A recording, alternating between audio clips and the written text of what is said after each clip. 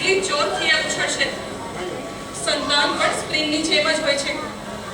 જેટલા દબાવીએ એટલા જોરથી ઉછળે. ન્યૂટનનો લો છે. For every action there is equal and opposite reaction. અને આ જ વાત આપણા જૈન ધર્મમાં પણ કહેલી છે કે જે દિશો તો છેદાવવું પડશે, એ દિશો તો છેદાવવું પડશે. વિરાણુ બંધાણી મહાભયાણી.